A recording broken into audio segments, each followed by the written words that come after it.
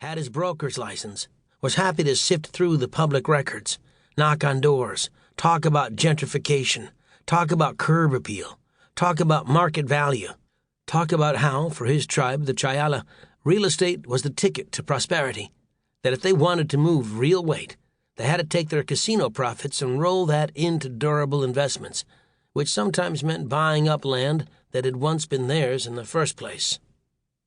Lately, though, he'd been all about buying up commercial space, medical buildings, but especially any empty plots next to phone company switching stations, particularly in shitty little towns. Peaches thinking ahead, seeing how the internet was changing business. Phone companies were going to need that space, build server farms.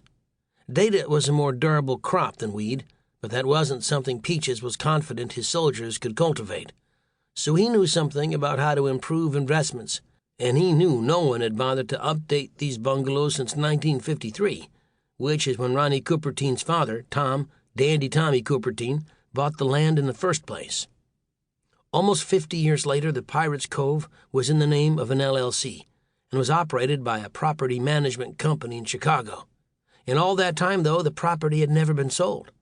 Peaches stumbled on it while searching the records for every bit of residential property in the Coupertine family name, going all the way back to the early 1900s, looking for plausible safe houses for the family, as far away from Chicago as possible. The Pirates Cove had been quit-claimed 13 times up through the 1980s, but since then, nothing. It took Peaches about 3 months to plow through microfiche and old deeds and records, since he had to do it all by hand. Couldn't get some file clerk on the family payroll interested in what he was looking for.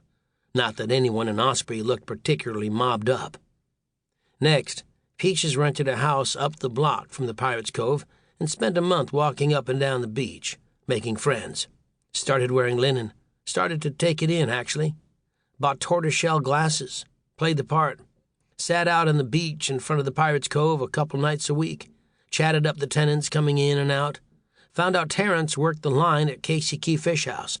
Also dealt a little coke. Neighbors showing up on Friday nights in their Audis and BMWs. Peaches picking up a few lines, too, for Halloween. It was crap. Baking soda and Alderol. The kind of shit that would get you killed in the real world. Out here, they were just happy for the bump. Sandy and Lisa, they were jet ski instructors at the golf resort and spa. Rob was the bartender at the Beachcomber. Nice place if you like tiki bars.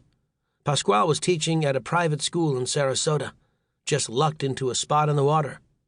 Becky and Tony were servers at the Chart House. Frank and Doreen, they were the on-site managers. Married couple. Super nice, everyone said so. Frank and Doreen, they didn't get any mail. Frank and Doreen, they didn't have any friends. No kids, not even a cat. Frank and Doreen, they didn't talk too much. Had Chicago accents so thick, it was like sitting in the bleachers at Wrigley. 2 minutes, Peaches said. 3 at the most. Mike rolled down his window, sniffed. It's so wet out here, Uncle. I'm going to have to double up.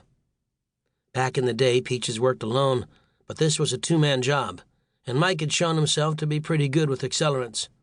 He didn't know why Mike needed to sniff to figure out the wetness in the air, but whatever. Everyone had their moves. Do what you need to do.